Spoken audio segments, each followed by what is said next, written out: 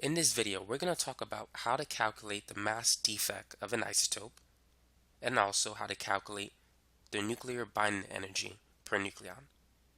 So let's start with this problem. What is the mass defect of carbon-12?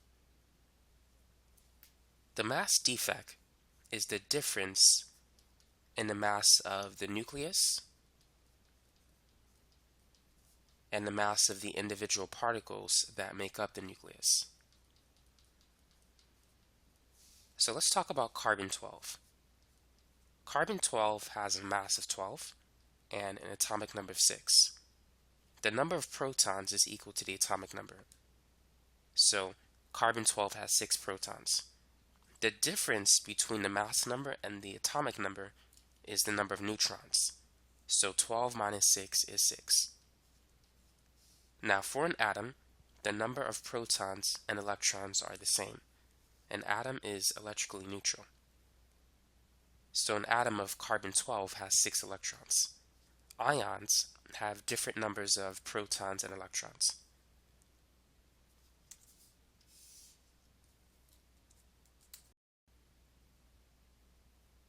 Now let's calculate the mass of the nucleus separately. The mass of the nucleus is the difference between the mass of the carbon atom and the mass of the electrons in that atom. So we said that carbon has 6 electrons. Now let's calculate the mass of the carbon atom in kilograms. Let me do this at the bottom here.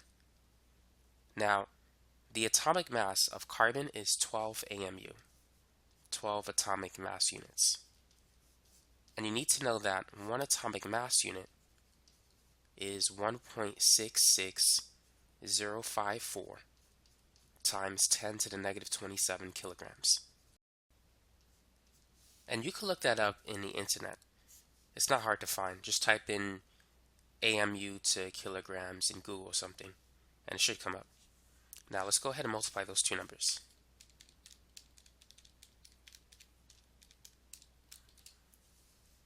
So the mass of carbon in kilograms is 1.99265 times 10 to the negative 26 kilograms. And then minus 6. Now the mass of the electron in kilograms is 9.11 times 10 to the negative 31 kilograms.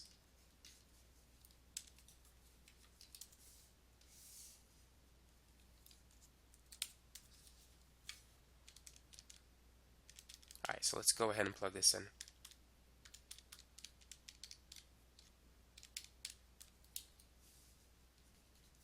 So the mass of the carbon nucleus is 1.99210 times 10 to the negative 26 kilograms. So notice that the mass of the electron is relatively insignificant. If you look at the difference between these two numbers, they're almost the same. 1.99265 versus 1.99210.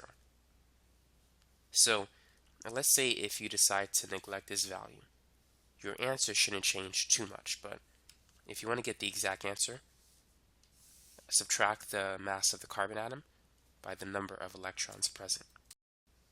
So now that we have that, let's get the other stuff, the mass of the particles. So we said that carbon-12 has 6 protons and 6 neutrons. So the mass of the particles is going to be 6 MP, 6 protons, and 6 Mn for neutrons. So we have the mass of a proton, and here it is. So that's 1.67262 times 10 to the negative 27. A lot of numbers to write down. And then we have the mass of a neutron, which is a little bit heavier than a proton, but it's almost the same. Alright, so let's figure out what that's going to be.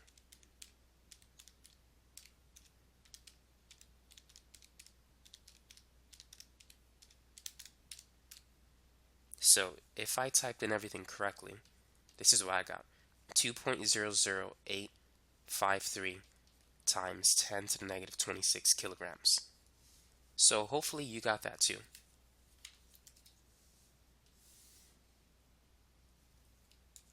So now we can calculate the mass defect. So the mass of the nucleus, that's 1.9921 times 10 to the negative 26 kilograms. And then the mass of the individual particles that make up the nucleus is this number. And so let's see what this is going to be.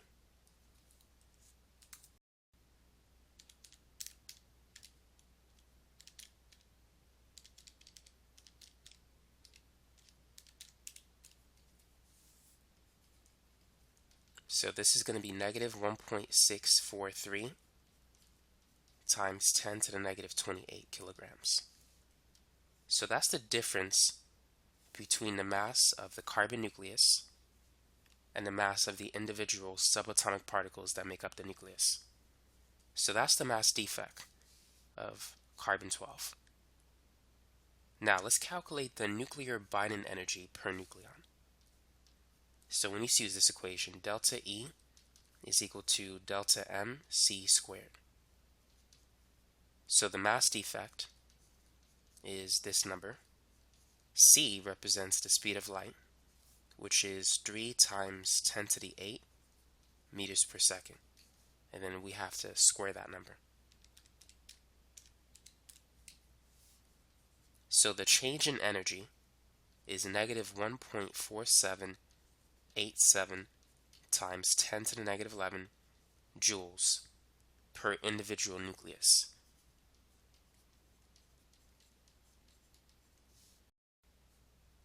Now you might be wondering, why is this answer negative?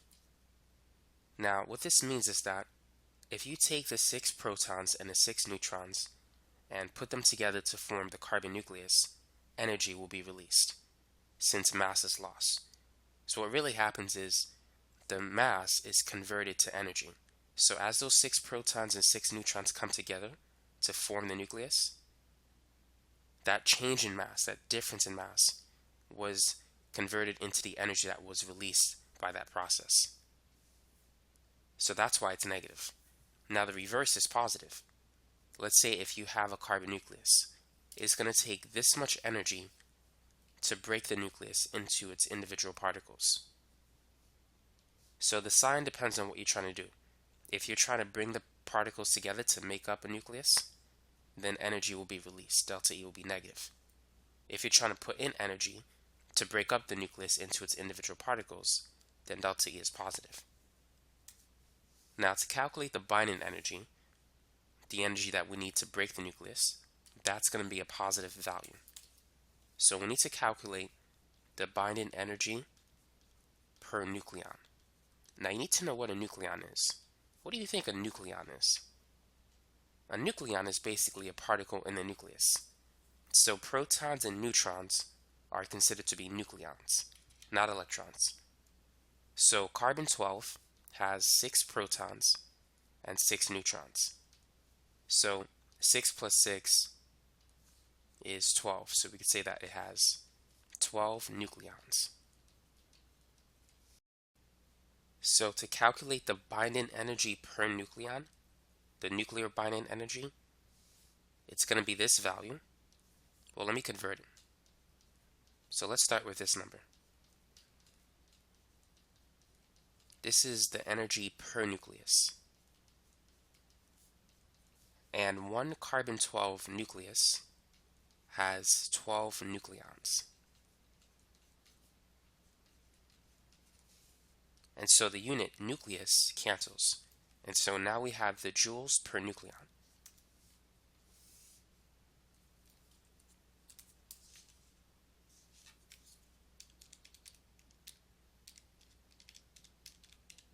And so this comes out to be 1.232 times 10 to the negative 12 joules per nucleon. So that's the binding energy per nucleon.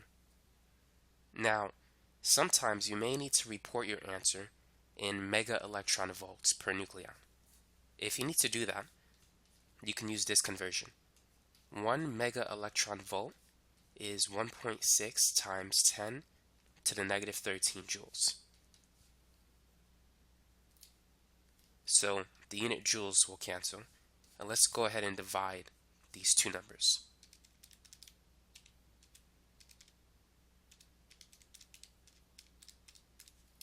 So you should get 7.7 mega electron volt per nucleon.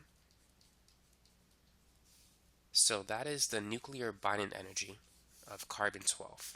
That's all you need to do.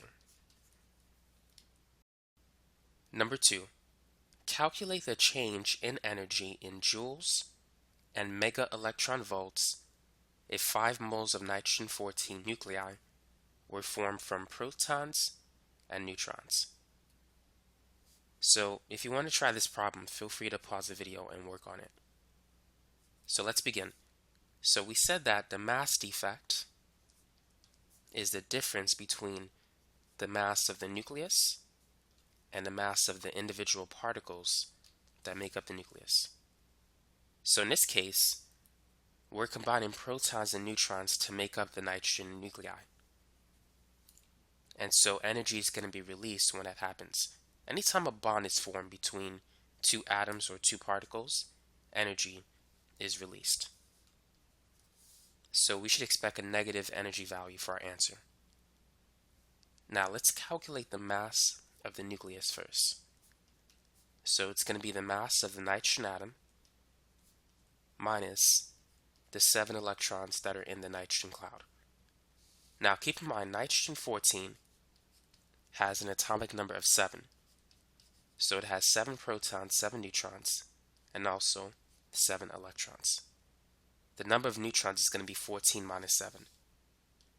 And for an atom, the protons and electrons are the same if the atom is electrically neutral, which by definition it is.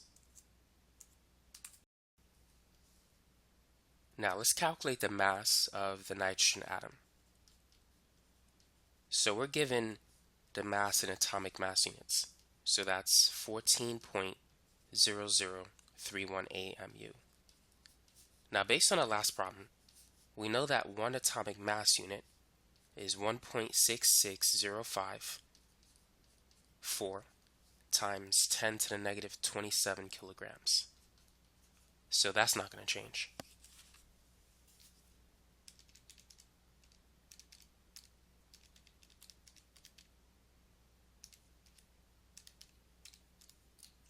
And so the mass of the nitrogen atom is 2.32527 times 10 to the negative 26 kilograms. And then the mass of the electron is 9.11 times 10 to the minus 31 kilograms.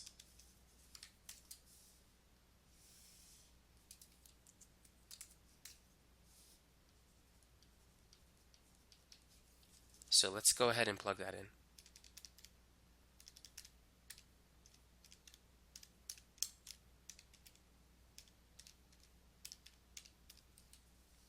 So you should get 2.32463 times 10 to the negative 26 kilograms.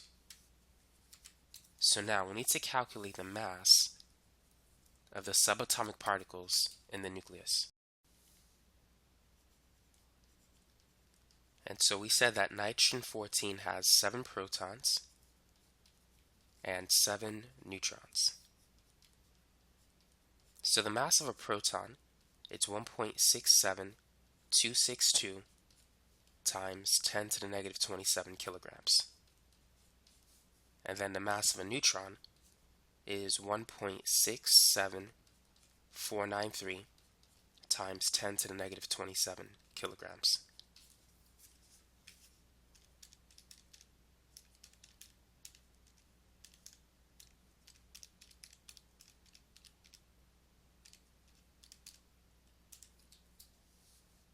So you should get this number, 2.343285 times 10 to the negative 26. So now let's go ahead and use this equation. So the mass defect is the difference between these two numbers.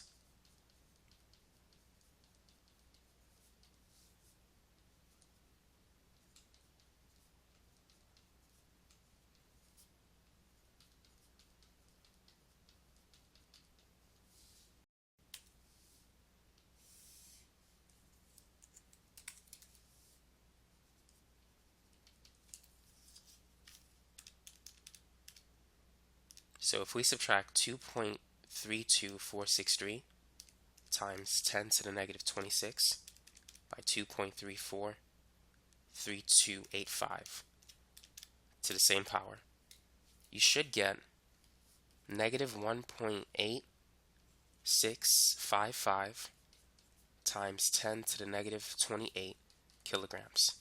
So that is the mass defect in this problem. That's the change in mass. So when the 7 protons and the 7 neutrons get together to form the nitrogen nucleus, this is how much mass is lost.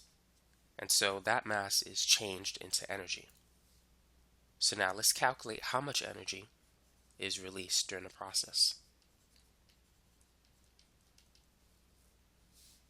So this is going to be negative 1.8655 times 10 to the negative 28 kilograms multiplied by the square of the speed of light.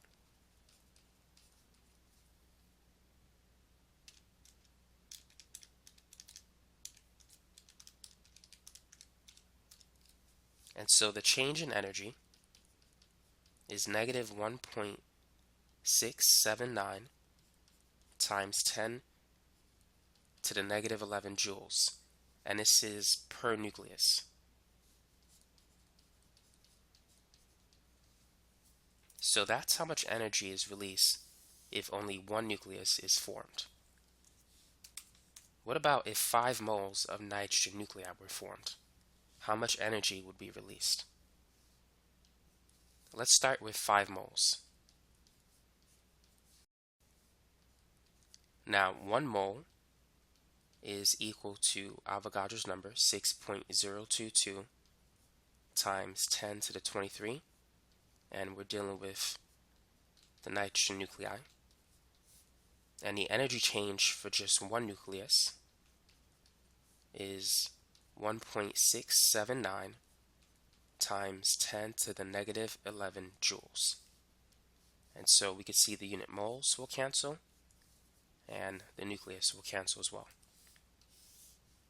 So this will give us the energy change in joules if 5 moles of nitrogen nuclei were formed from protons and neutrons.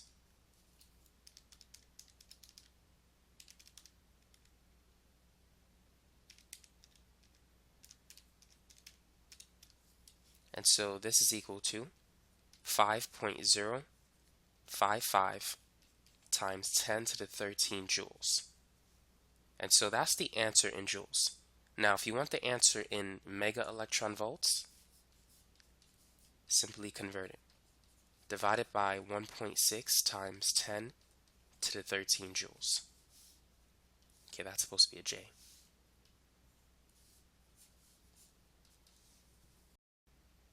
So if you're wondering why the sudden change in the screen, that's just me editing this video. Because I made it before, but I noticed that I missed the negative sign. 1 mega electron volt is not positive 13, but it's 1.6 times 10 to the negative 13. And so I had to correct that mistake. And so the answer that you should get